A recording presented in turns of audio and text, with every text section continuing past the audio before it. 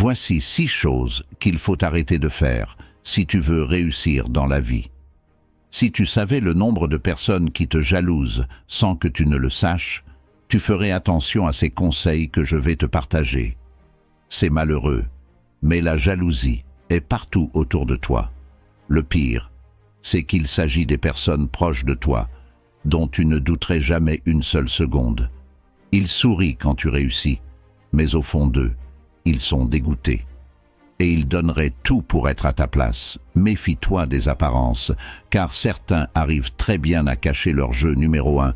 Arrêtez de partager vos secrets, même à vos meilleurs amis. 9 des 10 amis que vous avez sont faux. Ils utiliseront vos secrets pour ternir votre image, dès que l'occasion se fera ressentir. N'oubliez pas que même les meilleurs amis peuvent trahir votre confiance et révéler vos secrets aux personnes qu'il ne fallait pas.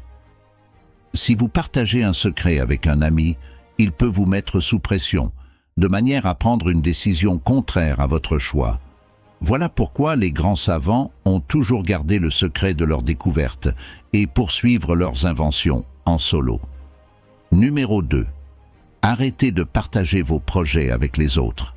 Les gens veulent toujours avoir une longueur d'avance sur vous, même s'ils ne vous le disent pas. Les gens sont jaloux par nature pour une raison ou une autre. Ils trouveront toujours un moyen de saboter vos plans de peur que vous n'alliez plus vite qu'eux si vous partagez un projet innovant et unique. Il y a toujours un risque que quelqu'un d'autre le vole ou le copie. En partageant vos projets, vous pouvez involontairement donner des idées à d'autres personnes qui pourraient les utiliser à leur avantage. De plus, cela peut vous distraire de votre objectif principal. Vous pouvez être submergé par les commentaires et les suggestions des autres et perdre votre vision originale. Numéro 3. Arrêtez de regretter le passé. Regretter le passé, c'est comme se tirer une balle dans les pieds, car le passé fait partie de ce que vous êtes aujourd'hui. Au lieu de regretter les erreurs passées, nous pouvons les utiliser comme des opportunités d'apprentissage. Nous pouvons analyser ce qui s'est mal passé et comment éviter ces erreurs à l'avenir. En se concentrant sur le présent et l'avenir, nous pouvons développer notre confiance en nous et prendre des décisions plus rapidement et être plus sûrs de nos choix. En étant libérés du poids du passé, nous pouvons être plus créatifs dans nos approches et atteindre plus facilement nos objectifs. Numéro 4. Arrêtez de vous plaindre. Chaque fois que vous vous plaignez, c'est la preuve que vous avez perdu le contrôle de votre vie.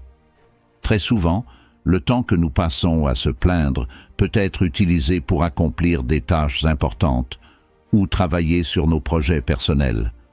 En étant plus productifs, nous avons plus de chances d'atteindre nos objectifs. En arrêtant de se plaindre, nous adoptons une attitude plus positive envers la vie et les situations difficiles. Cela nous permet également de rester motivés et de persévérer dans nos efforts pour atteindre nos objectifs numéro 5. Arrêtez de partager vos échecs avec les autres. Les gens utiliseront vos échecs passés pour saboter votre positivité et votre état d'esprit. Partager nos échecs avec les autres peut entraîner une perte de confiance, car cela peut nous faire sentir vulnérables et exposés. En partageant nos échecs avec les autres, il est possible qu'ils commencent à nous comparer à d'autres personnes qui ont réussi dans le même domaine, ce qui peut influencer négativement notre état d'esprit.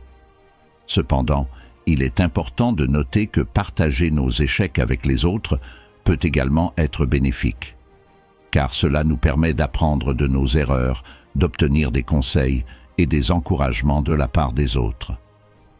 Numéro 6. Arrêtez de partager vos faiblesses. Les gens utiliseront n'importe quoi pour vous faire trébucher afin de pouvoir rire derrière votre dos.